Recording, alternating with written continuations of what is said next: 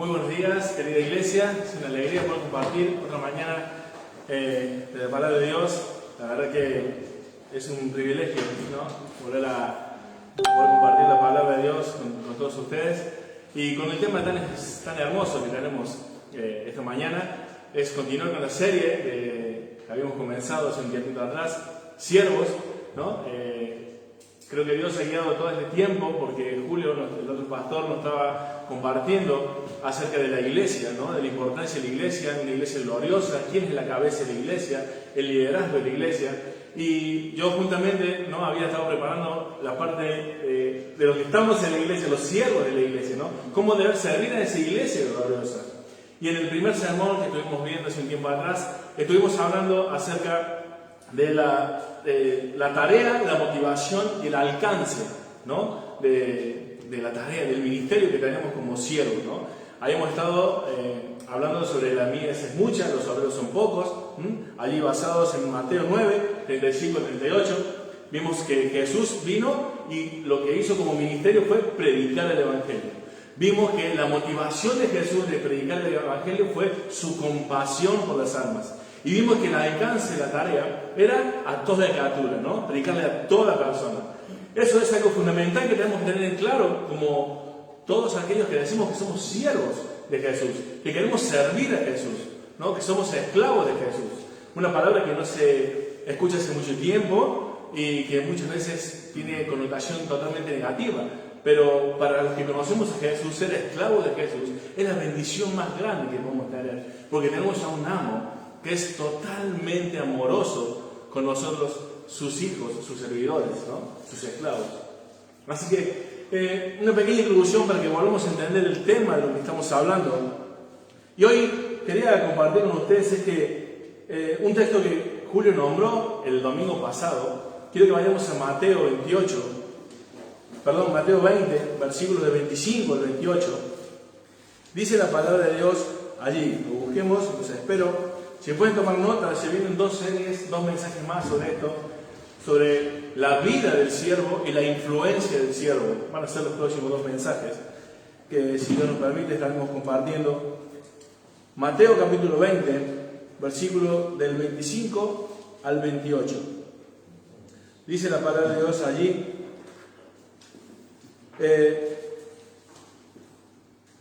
Entonces Jesús, llamándolos, dijo: sabéis que los gobernantes de las naciones se enseñorean de ellas, y los que son grandes ejercen sobre ellas potestad.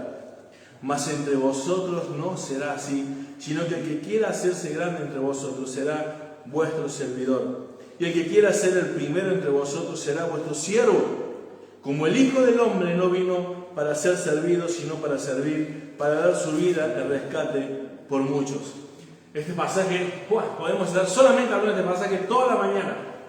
Pero yo quería hacer hincapié en algo muy importante, querido hermano. Habíamos estado compartiendo el domingo pasado y el anterior acerca de la cabeza que es Cristo. Y espero que nos haya quedado claro con la predicación del pastor Julio que Cristo es la cabeza de la iglesia. Ahora, esa cabeza de la iglesia, ese Dios altísimo, ese autor de la vida, ese Padre de toda bondad, de todo don perfecto, ese creador, esa majestad. Dice la palabra de Dios, la acabamos de leer, que no vino para ser servido, sino para servir. Y si recordamos el pasaje de Romanos 8:28, que nos dice que todas las cosas nos ayudan a bien, conforme a su propósito son llamados, con un propósito, para ser conformados a la imagen de su Hijo. Entonces, cuando uno tiene que pensar en cómo ser como siervo, tenemos que ir al modelo perfecto, que aún siendo la cabeza, vino a servir y dar su vida en rescate por muchos. El título del mensaje es la manera de pensar del siervo.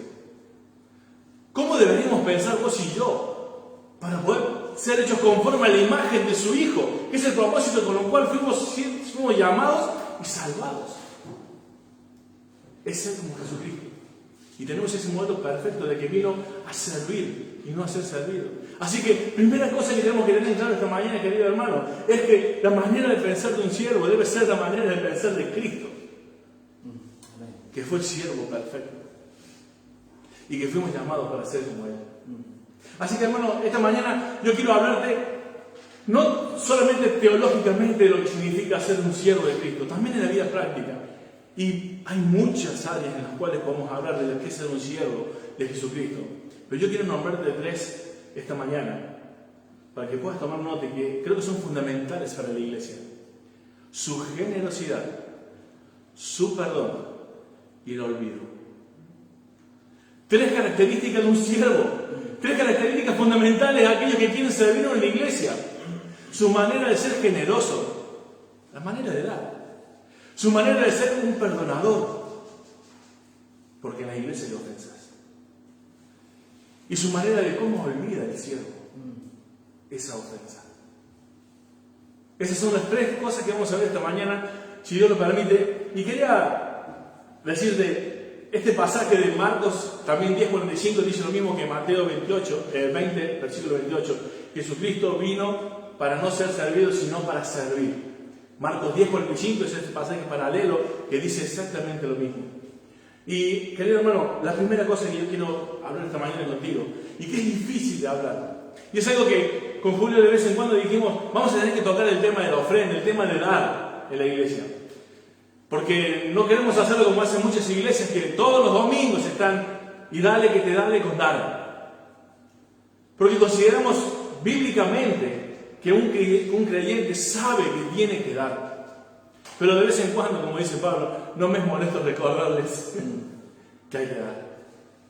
Y el siervo de Dios, aquellos que dicen que son siervos de Dios, y que a vos y a mí, no sé si te pasa, a mí me pasa que cuando uno dice, yo soy siervo de Jesucristo, a mí se me llena la boca, pero de alegría.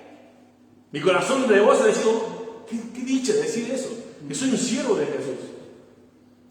Pero hay muchos que dicen eso, pero como dicen algunos en Argentina, tienen un cocodrilo en el bolsillo. No meten la mano porque hay. La generosidad a la hora de dar es una característica principal y primordial del siervo de Dios. Porque Cristo vino a dar. De todas maneras, amó Dios al mundo que dio. O sea, hay una característica fundamental, hermano. El siervo da. Primero da porque sabe que ha recibido de Dios. Amén. No es lo que Dios solamente generé, es lo que Dios me permitió generar. Si no podemos agregar ni un día en nuestra vida, ni un segundo, ni una estatura, o sea, no podemos agregar nada de lo que no haya sido dado por Dios. Amén. Entonces, vayamos a Filipenses capítulo 2, versículos 3 al 5, que quiero comentarles ese pasaje que lo sabemos la mayoría de memoria. ¿Sí? Vamos allá a Filipenses capítulo 2, versículos 3 al 5. Yo le llamo a ese pasaje humildemente, el pasaje tiene como título Humillación y aceptación de Cristo. Yo le llamo la escalera descendente, ¿no?, de nuestro Señor, que llegara a ser como uno de nosotros. Y el versículo 3 al 5 dice: nada hagáis por contienda o por vanagloria, antes con humildad, estimando a cada uno a los demás, ¿cómo dice?, como superiores a uno mismo, a él mismo, no mirando cada uno por lo suyo propio, sino cada cual también por lo de los otros. Haya pues en vosotros este sentir que hubo también en Cristo Jesús. Hay un mandato. Haya pues en vosotros este mismo sentir que hubo en Cristo Jesús. ¿Saben qué es el altruismo? El altruismo, una definición que encontré que me pareció una de las más adecuadas, es la persona que es diligente en procurar el bien de los demás, a pesar o a costa del uno mismo. Y esto lo vemos en Jesucristo. Padre, si es posible, pasa de mí esta copa, pero que no se haga mi voluntad sino la tuya. No pensó en él, no pensó en su dolor, no pensó en todo lo que le costaría, porque miraba el fruto de su aflicción, como dice Hebreos capítulo 12. Veía el fruto de su aflicción y tuvo por poco todo lo que sufrió por amor. ¿Cómo vemos la obra de Dios Vos y yo. ¿Cómo vemos lo que hacemos cuando nos servimos a Dios? Un gran sacrificio. ¿O miramos realmente el amor que le tenemos al hermano o a aquel que no conoce a Cristo y por eso le predicamos? ¿Qué nos mueve? Nos tiene que mover la misma compasión que hubo en Cristo. Que cuando entró a Jerusalén lloró porque veía que todas esas almas estaban desamparadas y sin pastor. Cuando Dios te pone al lado a alguien, ¿qué ves? ¿Alguien que por la química te vas a llevar bien? ¿Alguien que por la química no, ya me cayó mal la entrada? Tienes que ver un alma que si no tiene a Cristo se va al infierno. Ahora, ¿qué tiene que ver esto con dar? Tiene mucho que ver. Porque aquellos que dicen ser siervos de Dios, a la hora de ofrendar, están ayudando a extender también la obra de Dios. ¿Cómo? Por ejemplo, le comprar material para poder llegar con un proyecto. ¿Cómo? A la hora de quizás tener una obra misionera y ofrendar para que ese misionero pueda predicar el Evangelio. ¿Cómo? Porque sostienen a los pastores para que puedan dedicarse más a la obra de Dios. Y poder llegar a esas personas que por el tiempo quizás no podemos llegar. Es muy fácil reclamar a los pastores, dar más a la iglesia, pero ¿cómo hacer cuando trabajas 10 horas? Cuando esas 10 horas teníamos que dedicarnos a predicar, a estudiar la palabra de Dios, para poder guiar bien al pueblo, para que hoy no estemos sufriendo las consecuencias de la terrible doctrina que se está predicando en muchos púlpitos. Y no quiero justificar a aquellos que están predicando cualquier cosa, por falta de tiempo. Pero, hermanos, dice la palabra de Dios, no pondrás bolsar al buey que trilla. Y lejos de nosotros sentirnos unos grandes pastores, somos 2 bueyes. No hay exaltación en ese pastor. Pero realmente, hermano, cuando vos y yo no ofrendamos, y ya vamos a ver las características de la ofrenda. Primero que tengamos que tener claro que ofrendamos. Pero cuando no ofrendamos estamos poniendo a gozar a los bueyes que trillan. Y puedo decir, no, pero, sí, hermano, sí, la Biblia lo dice. No podrás gozar a los bueyes que trillan.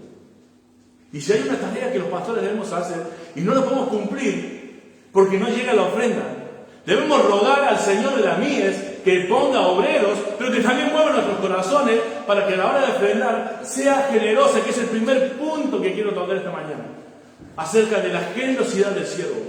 La generosidad del siervo se ve en la abundancia. ¿Por qué entiendo esto? Hay ejemplos en la Biblia. Hay ejemplos en la Biblia. Quiero que vayamos a 2 Corintios, por favor.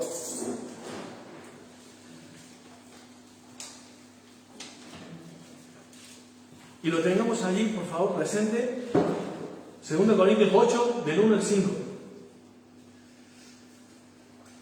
Pero quiero leerte un texto. Lo quiero leer para que veas qué preciosa describe la función del siervo a la hora de servir.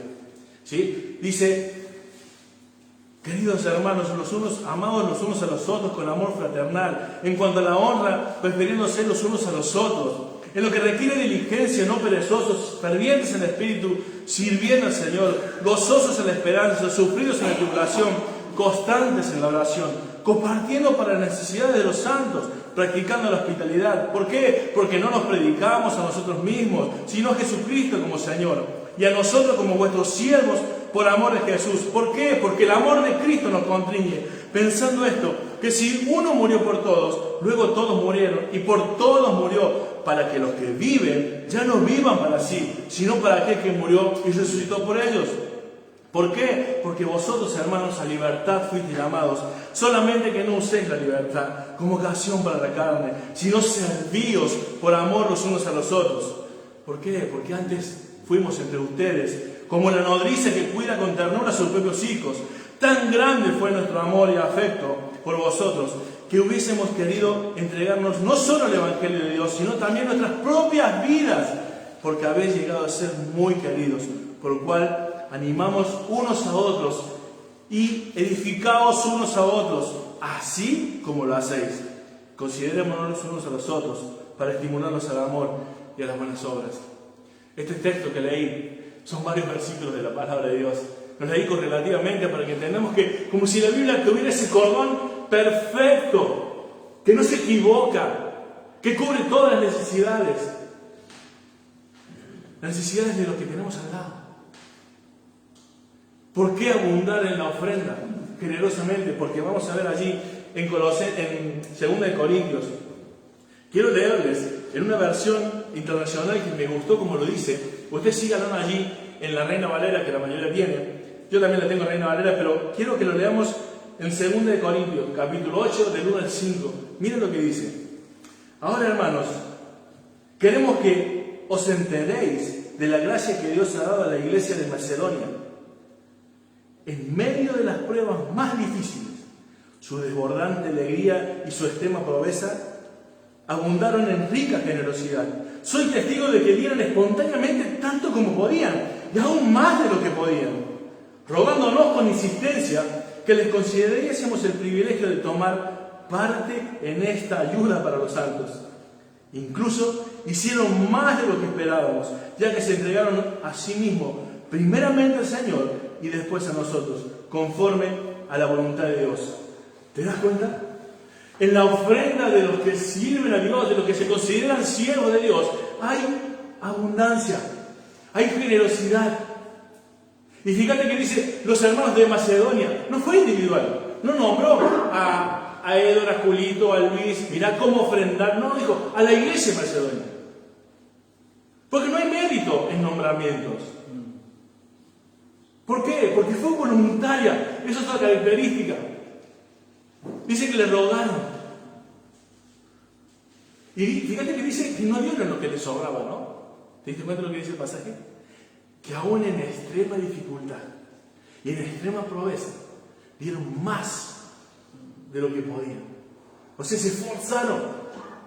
Hermanos, muchas veces el cristiano que se dice siervo de Dios da lo que le sobra. En ningún momento la palabra de Dios habla de lo que te sobra, que le des al Señor. ¿Qué valor tiene Dios? Y ¿sabes qué? Lo que más me disgusta y me enoja, perdón que te lo diga, querido hermano, sí, los pastores nos enojamos. La Biblia dice que te puedes enojar, lo que no tienes que hacer es pecar después del enojo, no darle lugar a eso. Es que nosotros los bautistas, los de la sana doctrina, no somos como aquellos que están todo el día sacándole dinero a la gente. Claro, pero somos unos... No lo voy a decir la palabra porque a lo mejor acá en España cae mal. Pero, querido hermano, no hay ni generosidad, ni es voluntaria la ofrenda en muchas iglesias, de los que tenemos sana doctrina. Cuando hay después de estos mensajes, la iglesia crece un poquito en la ofrenda, porque se sienten un poco mal. O sea que ya no es voluntario, fue por obligación. ¿Y eso sabe qué va a pasar? Eso jarasca, se va a quemar. Hermano, he escuchado algunas prédicas, por ejemplo, acá yo quiero hacerte pensar en algo, pensando en la ofrenda. Nosotros con el pastor Julio no estamos hablándote todos los domingos de la ofrenda. Ni siquiera torcemos la Biblia para que des dinero. No estamos diciéndote todos los domingos, mira que trabajamos 10 horas y nosotros tenemos que estar sostenidos por la iglesia. Mira que estamos ahí, dale que te dale. No. Sabemos que Dios tiene su tiempo. Sabemos que la iglesia es pequeña y tiene poca fuerza todavía. Nosotros entendemos y no nos quejamos. Dios tendrá el tiempo. Pero rogamos a Dios que, porque le anhelamos servirle mejor, porque salimos muy poco con lo que quisiéramos darle al Señor. Pero hermano, no estamos torciendo la Biblia. ¿Saben que hay un pasaje en 1 Samuel capítulo 9, versículos 7 y 8, donde está Saúl y su criado y habían perdido unas asnas? ¿Saben qué dice el pasaje? Dice, bueno, vamos a consultar al vidente. En aquel momento se llamaba profeta, el vidente también era profeta. Al hombre de Dios, dice la palabra. Pero ¿sabe qué dijo Saúl? Dijo, bueno, pero pará, vamos a presentarlo delante del hombre de Dios sin nada. No podemos presentarlo delante del hombre de Dios, porque Él es el que nos guía. para encontrar las almas. Entonces no podemos hacer eso. Y dice, pero no tenemos esto y esto. Bueno, pero al final van y ofrendan, ¿no? Algo para Dios. ¿Sabes qué he escuchado decir de ese pasaje? Mira, ¿te das cuenta? Y ahora voy a parafrasear un poco la prédica de estos pastores. Voy a parafrasear la prédica de estos pastores. Como ustedes acá leen en la palabra de Dios, nosotros como hombres de Dios, los ungidos de Dios, los que damos la palabra de Dios, vemos que en la Biblia Saúl tenía bien en claro que no podía presentarse delante del hombre de Dios.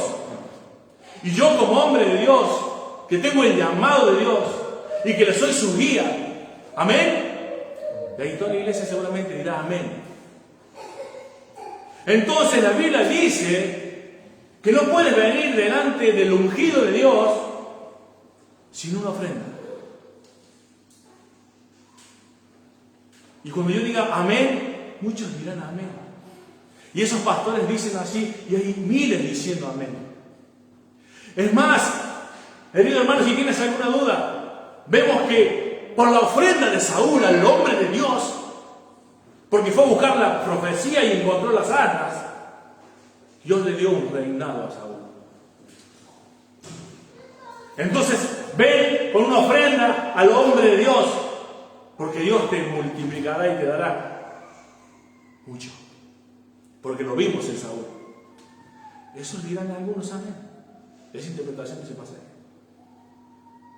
Nosotros no torcemos la Biblia en este lugar para sacar dinero de la ofrenda y pensar que nosotros somos personas especiales con Julio. Pero tampoco quisiera, hermanos, que estemos siendo muy desagradecidos con Dios con todo lo que nos da. Yo también podría decirte esta mañana, como otros pastores y otras pastoras dicen, yo no quiero hablarte esta mañana de cuánto le debes dar a Dios, pero yo quiero que esta mañana pongas en la ofrenda el valor que tiene Dios en tu vida. ¿Qué te estoy diciendo? Que si tú pones 2 euros o 5, eso es lo que significa Dios para ti. Y voy a lograr que el que ponga 100 se sienta muy bien. Y le otorgamos a Dios un valor. Pero lo que estoy haciendo es manijearte, manipularte para que la iglesia haga mucha ofrenda para que yo viva mejor. Eso no hacemos en la iglesia. No torcemos la Biblia. Pero no quisiera, hermanos, que consideres que eres un siervo de Dios y seas poco generoso con Dios. Que no lo hagas voluntariamente. Porque esa es la voluntad de Dios, ser generosos. Porque hay una parte muy bonita de este pasaje que acabo de leer. El versículo, mira lo que dice. El versículo 5. Incluso hicieron más de lo que esperábamos, ya que se entregaron a sí mismos primeramente al Señor. Y yo creo que ahí radica el problema, hermano, de la iglesia sana doctrina, tan buenísima que nos consideramos. Es que la ofrenda tiene que ver con tu persona. A veces los que se consideran siervos de Dios parece que la ofrenda fuera algo distinto del ministerio, distinto de la adoración, distinta. Claro, como es mundano, no el dinero, es del diablo, el dinero es de... El dinero no es moral, el dinero es amoral. Lo que vos haces con el dinero puede ser moral o inmoral. Pero, querido hermano, dice, primeramente se dieron a sí mismos, conforme a la voluntad, y después a nosotros, conforme a la voluntad de Dios. Hermano, a la hora de ofrendar, tiene que ver cómo tú te presentas delante de Dios con esa ofrenda. ¿Por qué motivo lo haces? No hay sobra, no debe ser por obligación, y debe ser con la actitud correcta. Como así te ofreces a ti mismo delante de Dios, como dice el Romanos, ¿no? Presentaos vosotros mismos como sacrificio vivo, santo y agradable a Dios. La ofrenda también es parte de esa entrega personal, tuya, como hijo de Dios y como te consideras siervo de Dios. Así que, hermano, quiero leerte lo que dice el 7 y el 8. Y con esto concluye este primer punto. El versículo 7 y 8 serían lo que te quiero aconsejar esta mañana, y Pablo lo dice de la misma manera. Mirá lo que dice el versículo 7 y 8.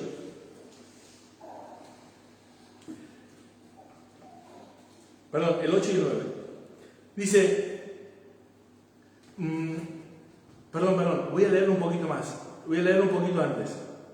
El versículo 7, lo había dicho bien. Versículo 7 dice, pero vosotros, así como sobresalís en todo, en fe, en palabra, en conocimiento, en dedicación y en vuestro amor hacia nosotros, procurad también sobresalir en esta gracia de dar. O sea, iglesia de sana doctrina, iglesia bautista reformada que la tiene clara. Son hermosos en la fe, son hermosos en el amor que se nota entre nosotros, en palabra, en conocimiento, pero a la hora de dar, hagan lo mismo. Sigan sobresaliendo como lo hacen en palabra, en conocimiento. Y mirá lo que dice Pablo. Lo que sigue diciendo. Uy, se me va a romper. Perdón. Dice, no es que lo esté dando órdenes, sino que quiero probar la sinceridad de vuestro amor en comparación con la dedicación de los demás. Ya conocéis la gracia de nuestro Señor Jesucristo, que aunque era rico, por causa de vosotros se hizo pobre, para que mediante su pobreza vosotros llegáis a ser ricos. Aquí va mi consejo sobre lo que os conviene en este asunto. El año pasado vosotros fuisteis los primeros no solo en dar, sino también en querer hacerlo. Llevad ahora a feliz término la obra, para que, según vuestras posibilidades, cumpláis con todo de buena gana, con lo de buena gana habéis propuesto. Porque si uno lo hace de buena voluntad, lo que es bien recibido, lo que da es bien recibido según lo que tiene y no según lo que no tiene. No se trata de que otros se encuentren alivio mientras vosotros sufrís escasez. En las circunstancias, es más bien cuestión de igualdad. En las circunstancias actuales, vuestra abundancia suplirá lo que ellos necesitan, para que a su vez la abundancia de ellos supla lo que vosotros necesitáis. Así habrá igualdad.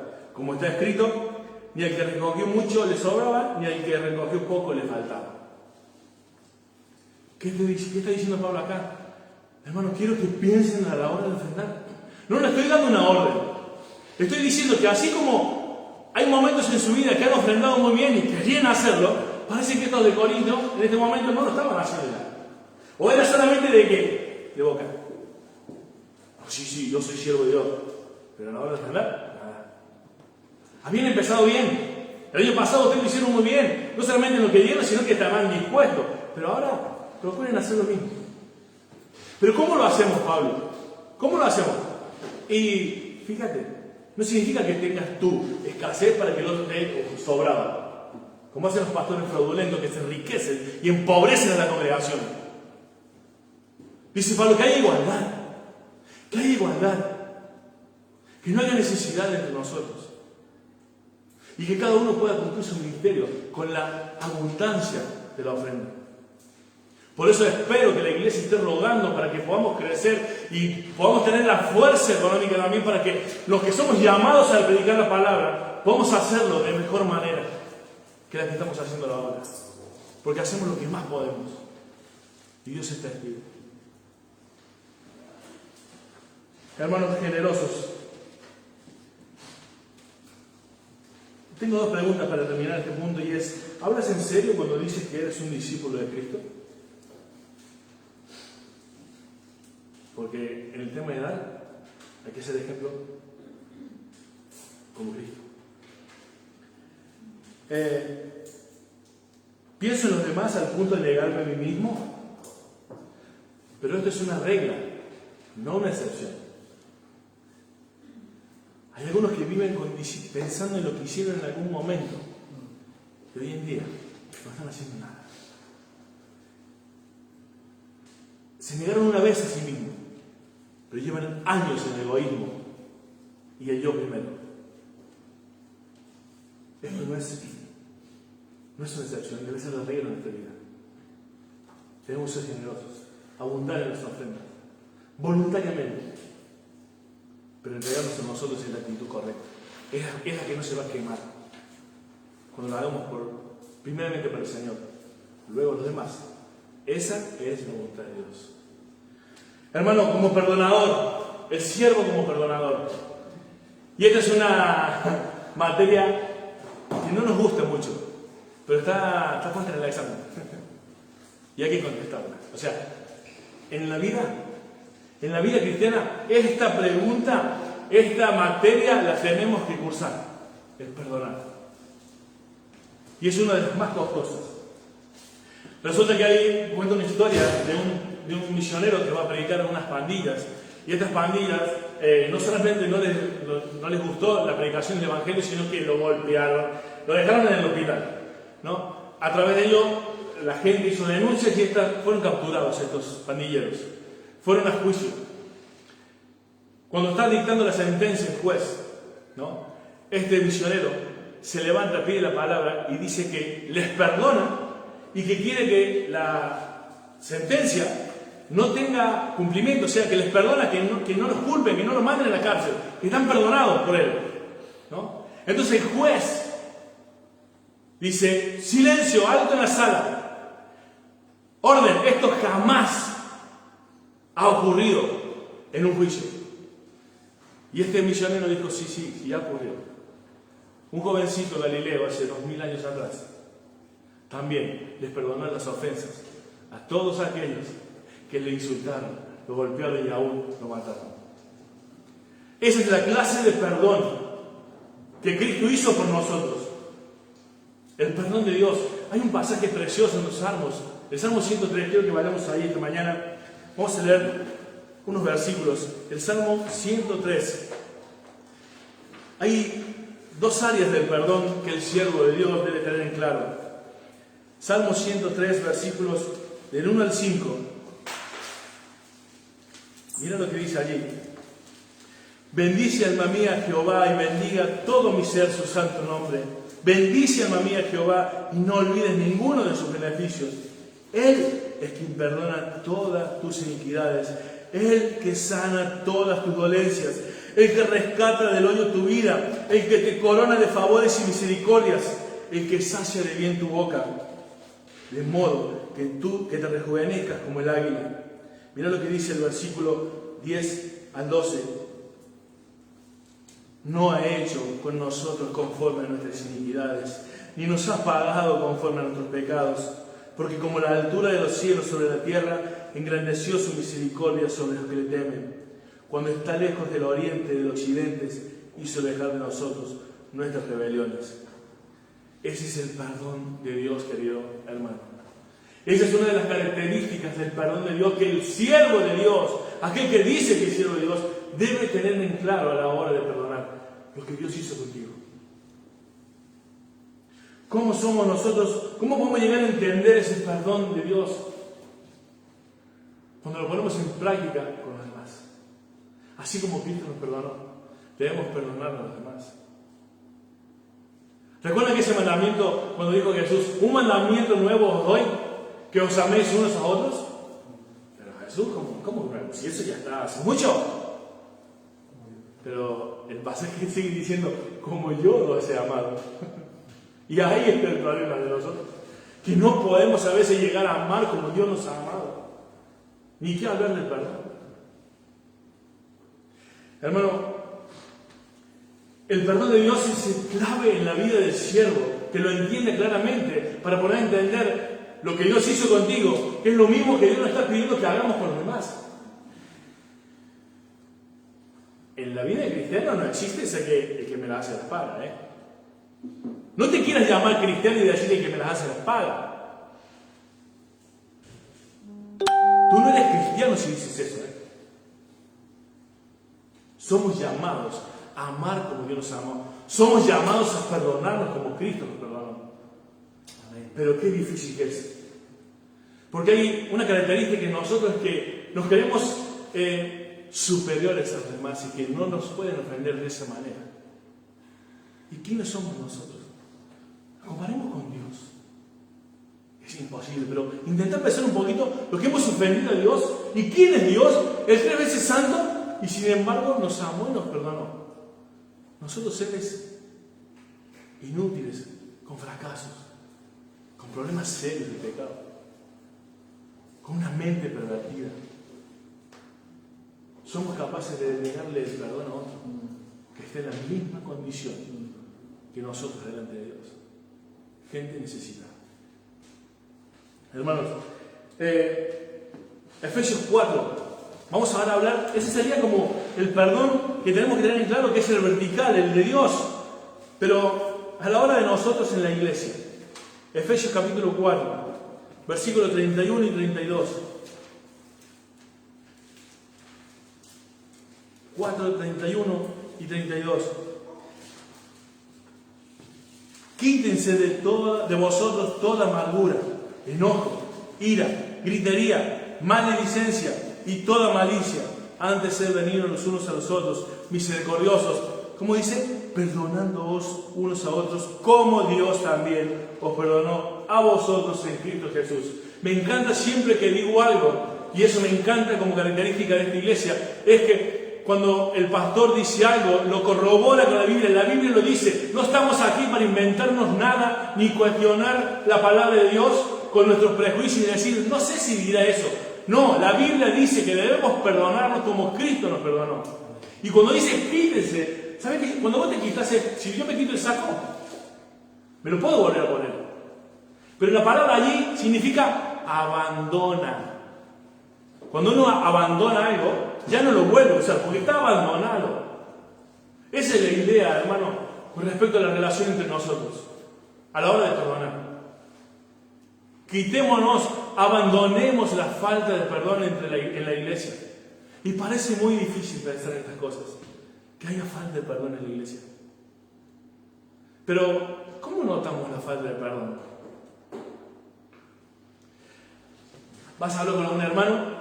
A mí me gusta siempre poner en práctica la Biblia, ¿no? Y cualquier similitud es pura coincidencia. Vas a hablar con algún hermano y ¿qué tal? Bien. Y silencio. No hay nada. Querés seguir hablando con el hermano y vos ves que el hermano dice, ¡ay, me llaman! No quiero hablar contigo. ¿Qué pasa cuando hay falta de perdón en la vida de la iglesia? Imagínate, tengo un problema con el hermano y ese hermano se va a parar a hablar y comentar algo de la palabra de Dios. ¿Qué hace el diablo? Porque no le hemos quitado eso de nosotros. Dice, mirá, habla de la Biblia y mirá lo que me hizo. Se pone a hablar de esto y mirá lo que me dijo. La cuestión que crece en el hermano. Cuando no abandonas la ira, la malicia, la falta de perdón, crece, hay raíz de amargura. Es problemático. Es muy grave. Ahora, el perdón también involucra una cosa, que a veces vos sos el ofensor o a veces sos el a quien ofendido. ¿Qué hacemos en las dos situaciones? Lo mismo, dice la Biblia. Tenemos que ir nosotros. Bueno, pero yo, por ejemplo, soy el que no ofendí, ¿no? Y voy y le digo, soy el que ofende. Y voy y le pido perdón al hermano. Y si el hermano no me perdona, ¿qué hago? Hay una cosa muy clara cuando te pasa esto, querido hermano. Tú eres responsable de ti mismo, no de las respuestas ni de las decisiones de los demás. Y quiero que sepas algo. Hay ofensas que tardan un poco en sanarse. Y quizás le falta un poco de tiempo. Hay cosas que son muy dolorosas y tardan en sanar. Pero la Biblia dice que tú debes ir y arreglar con el hermano. ¿Saben que el pasaje dice eso en la Biblia, no? ¿Saben que hay un pasaje en Mateo que le dice?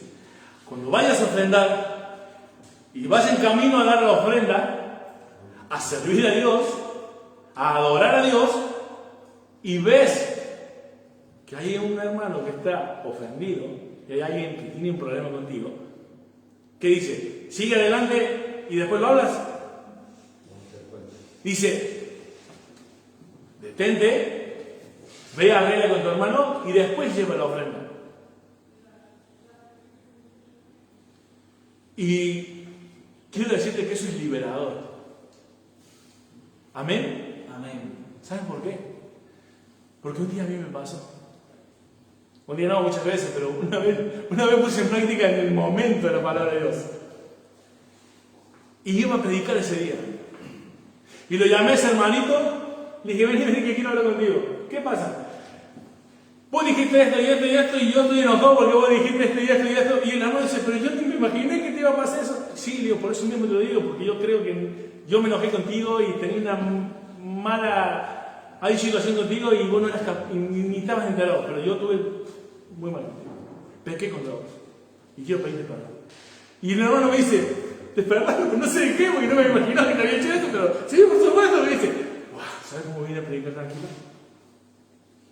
Y ese hermano no estaba enterado que me había ofendido. Que al final no me había ofendido porque era mi idea. Pero no te puedes venir a presentar delante de Dios con eso en tu corazón. Debemos abandonar la ira, la malicia, la falta de perdón. Y nosotros somos los responsables de hacerlo. Hay muchos todavía en la iglesia diciendo, no, hasta que no me venga a pedir perdón, yo lo intento esquivar. Hay gente que no va a la iglesia, a la casa de tal o cual, porque se lleva mal, porque tienen problemas sin resolver. Eso no puede consistir en la iglesia de Cristo, en la familia de Dios. Porque estamos desobedeciendo la palabra de Dios, tanto el que ha ofendido como el que es ofensor. Por favor, el perdón es algo muy, muy importante en nosotros, para ser servidores de Cristo, para llamarnos servidores de Cristo. Ahora, hermano, yo te perdono, pero nunca me voy a olvidar. El olvido, tercer punto. No va a ser algo del mensajero, pero espero que te sirva. El olvido. Yo te perdono, pero jamás me olvidaré. Eso no puede existir en un hermano.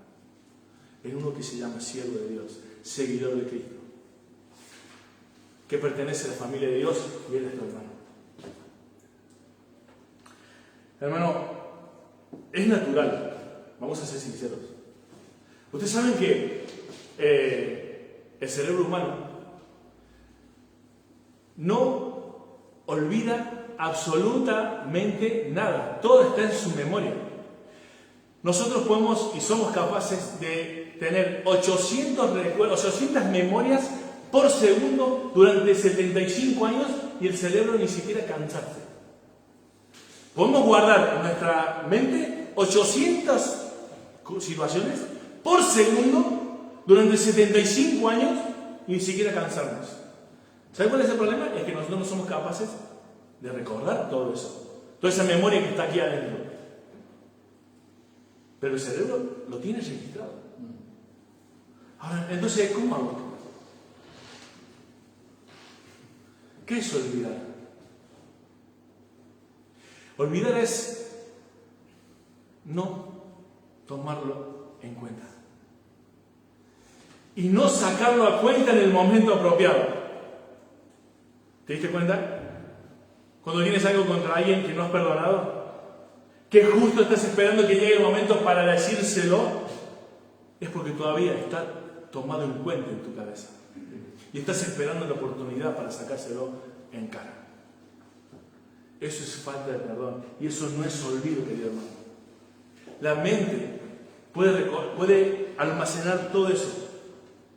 Pero tú también tienes la capacidad, por el amor de Dios, derramado en nuestros corazones, de pasar por alto, de no tomarlo en cuenta, de atravesarlo a ese recuerdo y que ya no se olvide. Han pasado cosas feas en tu vida, seguramente, y solamente te vuelven a la memoria si quieres recordarlo. ¿Te has dado cuenta? Si te pones a pensar, decir, ves a esa persona y vas a decir, tenés que ponerte a buscar en la base de datos qué pasó con esa persona y volver a recordarlo, porque a veces ya no recuerdo, se te había olvidado. Eso es lo que Dios pide en nosotros. Y quiero leerte un pasaje muy conocido, pero lo he parafraseado un poquito. Bíblicamente y teológicamente lo he parafraseado. No he estado buscando mi idea. He buscado los significados. Y en 1 Corintios 13, cuando habla del amor, quiero que lo leas. Yo te voy a leer en la paráfrasis que hice. El versículo 4 y 5. Busca 1 Corintios capítulo 13. Leer una Reina Valera y yo te lo voy a poner de otra forma, pero manteniendo el significado de lo que quiere decir, pero en palabras más claras quizás. 1 Corintios capítulo 13, versículos 4 y 5.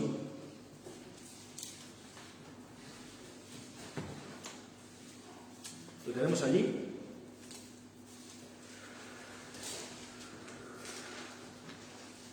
Dice la palabra de Dios, versículos 4 y 5. El amor es lento para perder la paciencia. El amor busca lo que es constructivo. El amor no es dominante.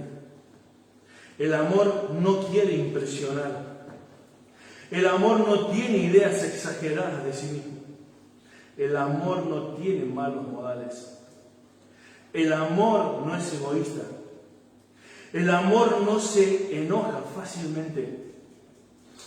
El amor no lleva la cuenta. Ese se lo olvido. El amor no se compara con la perversidad de los malos. Y todo esto debería ser la característica del amor del siervo de Dios. El siervo de Dios, querido hermano, es lento para perder la paciencia. El amor del siervo de Dios busca lo que es constructivo, no es dominante, no quiere impresionar, no tiene idea exagerada de sí mismo, no tiene malos modales, no es egoísta, no se enoja fácilmente, no lleva la cuenta, no se compara con otros que son malos para decir yo soy menos malo. El siervo de Dios olvida, querido hermano. La Biblia habla mucho del perdón y del olvido. Por falta de tiempo seguramente no puedo decir todo lo que quiero esta mañana, pero hay un ejemplo de un hombre que fue realmente alguien que llevó adelante esa característica de bondad, de perdón, de servicio, de ser un siervo entregado totalmente a la obra, que no fue Jesucristo, fue otro apóstol. ¿Quién fue para ustedes ese ejemplo de entrega aparte de Jesucristo? ¿El apóstol? Pablo. Y quiero que vayamos, por favor, a Filipenses, el capítulo 3. Otra vez.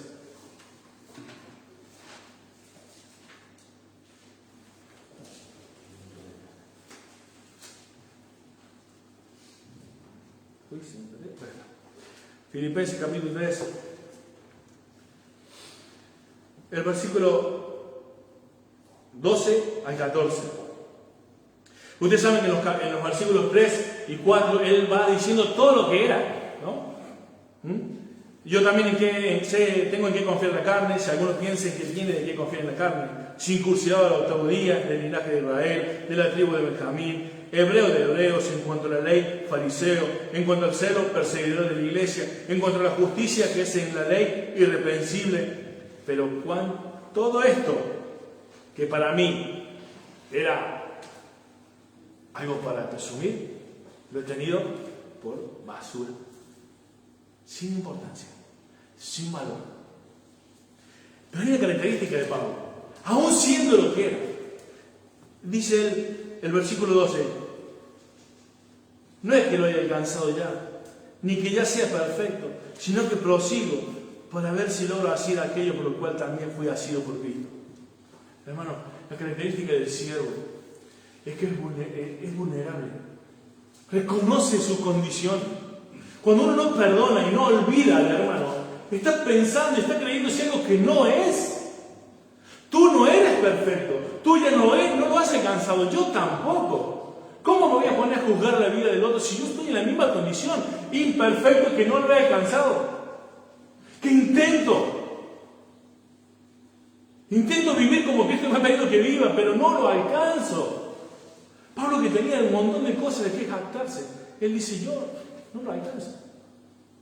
No lo he alcanzado. ¿Cómo miramos a los demás? A la hora que te han ofendido. A la hora de mirar el servicio del otro y cuestionarlo. Yo lo haría mejor.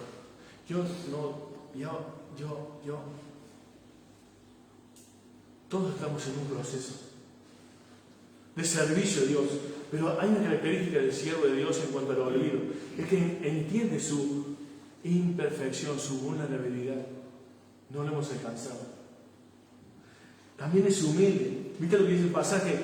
El versículo 11. Hermanos, yo mismo no pretendo ya alcanzado. Otra vez. Pero una cosa hago, olvidando ciertamente lo que queda atrás y extendiéndome a lo que está adelante. Hay humildad en Pablo. Dice, olvidando ciertamente lo que queda atrás. Y lo que quedaba atrás, Pablo, no era solamente que fuera perseguidor de la iglesia, lo malo que había hecho. Era también todo lo bueno que era. ¿Cuántos hermanos en la iglesia de Cristo están viviendo en lo que hicieron en algún momento? Y te voy a decir más, a mí me pasó mucho tiempo tratar de consolarme con lo que había hecho en mi país, diciendo, bueno, ahora como no estoy diciendo un poco, pero yo hice mucho antes. Eso no sirve. Tengo que olvidarme y dejarlo atrás. Hermano, si todavía no puedes ser el siervo que quieres serlo, que quieres ser para Dios, no vivas pensando en lo que siempre fracasas o en lo que te cuesta, en lo que... Por favor, prosigue la meta. El versículo 14 de Pablo dice, prosigo a la meta, al premio del supremo llamamiento de Dios en Cristo Jesús. Proseguir a la meta. Ser conformado a la imagen de su Hijo. Olvidar lo que queda atrás en este momento, querido hermano. Si no eras un siervo de Cristo conforme a lo que estamos viendo en la palabra de Dios, arrepiéntete, vale. Pero ahora sigue adelante. No te quedes pensando en lo de atrás. Si eres un pésimo ofrendador, si eres un pésimo en la ofrenda, si no eras generoso, Dios es un Dios de oportunidades. Si a Dios le das lo que le sobra de tu tiempo, Dios es un Dios de oportunidades y comprométete con la obra de Dios. Mira, yo voy a permítame medirnos con un área de nuestra vida que a todos nos afecta. Y no estoy hablando de nadie. No estoy hablando de vosotros. Pero se lo estoy diciendo a vosotros. ¿Me entienden lo que quiero decir? Tengo la gracia de Dios de que hablo con todos ustedes. Tengo una relación preciosa con todos ustedes. Y quizás a veces mis formas de poner en práctica la palabra de Dios tienen relación con lo que hablo con ustedes. Pero hermano, créeme, delante de Dios te lo digo, no estoy hablando de ustedes. Estoy usando lo que hablo con ustedes para el beneficio de la iglesia. No estoy hablando en contra de ustedes, ni en contra de nadie. Todos, la mayoría de aquí trabajamos, ¿no? Pero creo que ninguno de nosotros llega tarde a su trabajo. Pero la iglesia llega muy tarde. Arrepiéntete. Si dices que eres siervo de Dios, y al trabajo no faltas, no llegas tarde ni un minuto, en la iglesia llegas tarde. Si tienes muchos amigos en la iglesia, en el trabajo y pasas tiempo en el trabajo con mucha gente, pero termina el culto y sales corriendo de la iglesia, arrepiéntete. Si tu jefe te pide la extra y estás al 100%, y en tu iglesia no tienes o no estás haciendo nada en la iglesia para servir a tus hermanos, arrepiéntete.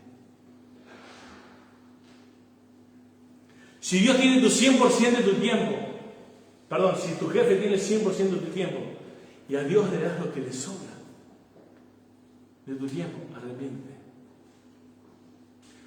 O no digas que eres siervo de Cristo. Porque a veces soy sincero. No, mira, yo con Cristo está ahí. Ya sé que Dios existe, pero es mejor que lo tengas claro. Y que no vivas engañado pensando que eres un siervo de Cristo cuando no lo eres. Vives para ti mismo. Y tu forma de pensar siempre eres tú. Y si te queda tiempo, van los demás. Esa no es la manera de pensar un siervo.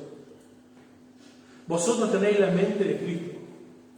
Hermanos, siempre un pensamiento correcto precede o es anterior a un acto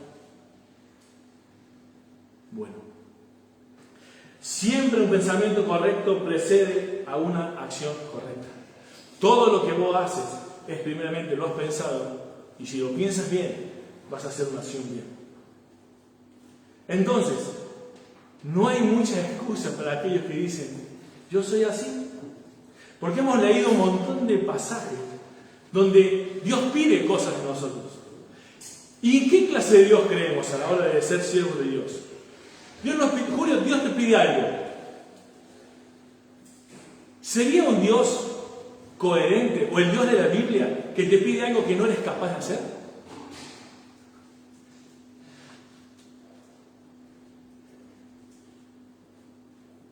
Me enoja mucho los cristianos que dicen, yo soy así. Tú llegaste a Cristo así, pero no para quedar así. Y si Dios reclama algo en su palabra, lo tienes que hacer porque puedes hacerlo. Y Dios dice, ofrenda voluntariamente, generosamente, pero ofréndate a ti mismo. Primero. Y Dios dice, perdona. Puedes hacerlo porque yo te he perdonado. Si tú no puedes perdonar, quizás tú no tienes el perdón de Dios en tu vida. Porque la clase de amor que perdona al prójimo es el amor que ha sido derramado en nuestros corazones por el Espíritu Santo. Y si no ha sido derramado en tus corazones el amor de Dios por el Espíritu Santo, te entiendo que no puedas perdonar como Cristo perdonó. Pero si no, no hagas a Dios mentiroso diciendo que no puedes. Y si olvidas, olvida como Dios ha olvidado tus pecados y tus rebeliones. Los ha echado lejos, fuera. Dios quita el pecado del mundo, no solamente lo cubre. Una de las preguntas que nos hicieron en la coinonía el otro día, ¿qué diferencia hay entre quitar y cubrir? Cristo quitó el pecado para nosotros. Lo echó al olvido, no se acuerda más. Tenemos que imitar a Cristo cuando alguien te ofenda. Como siervos de Cristo, lo echemos al olvido, no lo traigamos a cuenta. No lo recordemos, evitémoslo. El siervo es la clase de persona que trata de ver cómo puedo cambiar la actitud de aquel que está enojado conmigo, que le he ofendido. Ese es el amor que construye. Esas son las áreas, o una de las tantas áreas de la manera de pensar de un siervo. Así que espero que esta mañana Dios te haya hablado y que si no puedes ser el siervo de Dios que quieres ser, es porque tu corazón y tu mente aún no ha sido amoblada con lo que debe estar amoblada, que es con la palabra de Dios. Así que Dios te bendiga, hermanos, esta mañana. El próximo domingo, Dios mediante, veremos la manera de vivir de un siervo. Y el próximo, si Dios lo permite, la influencia de aquellos que son siervos de Dios. Muy importante. Y oremos para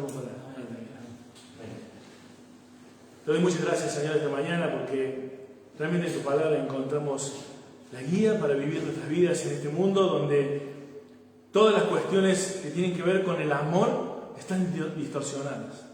Hoy, en nombre del amor, se hacen pecados inmundos. Hoy, en nombre del amor, Señor, se creen tantas barbaridades y se daña a tanta gente. Señor, yo te ruego que en la vida de cada hermano que está en esta iglesia y de cada persona que cree en ti, Señor, realmente, y que es tu Hijo, nuestro amor abunde como el tuyo.